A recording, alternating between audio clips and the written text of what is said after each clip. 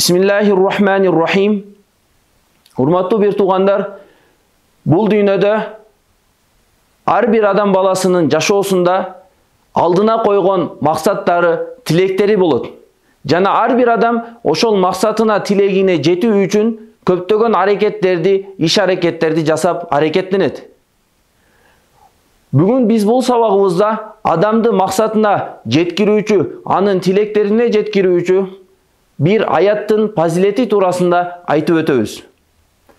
Жамиу Тирмизи аттуу китепте келет. Саад бин Абу Ваккас радияллаху анху риваят кылат. Пайгамбарыбыз саллаллаху алейхи ва саллям айтты.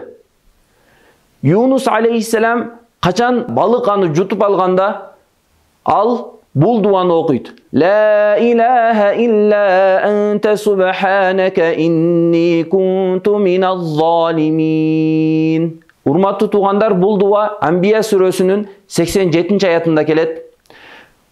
Аяттын мааниси: сенден башка сыйынууга татыктуу зат жок. Сен бардык айып кемчиликтерден тазасың.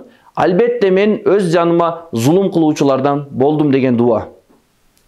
Пайгамбарыбыз саллаллаху алейхи ва саллям айтып жатат. Юнус алейхиссалам ушул дуаны ошол балыктын ичинде окуй берди эле, Аллах Таала аны ошондой караңгычылыктан, ошондой кыйынчылыктан Аллах куткарып кайрадан жер бетине чыгарган. Ошондой эле кайсыл бир мусулман адам кандайдыр бир максаты үчүн ушул дуаны окуп туруп Аллах Таалага дуба кылып сурай турган болсо, Аллах Таала анын дуасын сөзсүз кабыл кылып, анын максатына жана көздөгөн тилегине жеткирет. Аллах Таала бардыгыбызга мына ушул аятка амал кылып, аяттын фазилеттерине жетүүгө мүмкүнчүлүк берсин.